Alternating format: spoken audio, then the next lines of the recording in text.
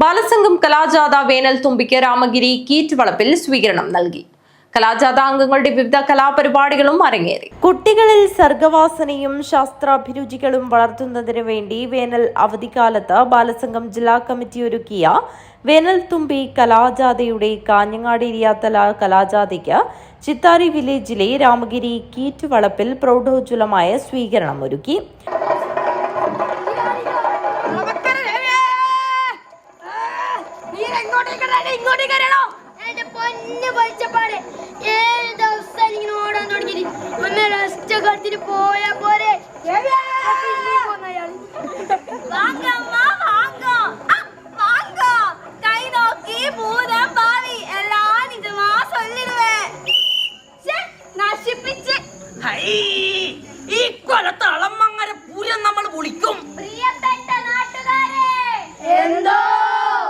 Band മേളം, പുഷ്പവൃഷ്ടി, ഹാരാർപ്പണം, മുദ്രാവാക്യങ്ങൾ, വെടിക്കെട്ട് എന്നിവയുടെ അകമ്പടിയോടുകൂടി ജാഥ അംഗങ്ങളെ സ്വീകരണ കേന്ദ്രമായ കീറ്റ് വളപ്പിലേക്ക് ആനയിച്ചു.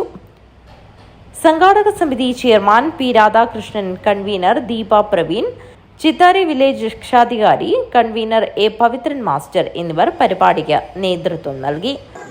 കുട്ടികൾക്ക് കലാവാസനകളെ പ്രോത്സാഹിപ്പിക്കുന്നതോടൊപ്പം തന്നെ ഒരു കുളിർമയായി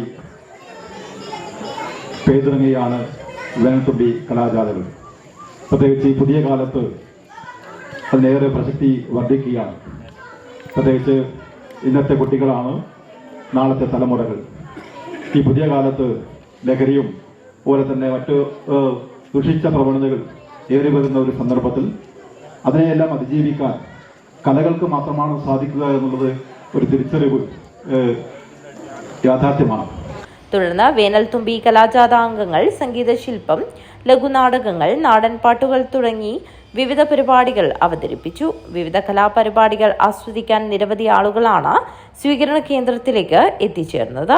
തുടർന്ന് പരിപാടികൾ അവതരിപ്പിച്ച വേനൽ തുമ്പി കലാജാഥ അംഗങ്ങൾക്ക് K Sabeesh, P Krishnan Kodatt, Santhakumari, Surendran, K V Balakrishnan, Balakrishnan Ramagiri, K Chandran, K V Ashokan, S Sasi, A Gangadharan, Jithin Ramagiri, K Pavithran എന്നിവർ സമ്മാനങ്ങൾ വിതരണം ചെയ്തു.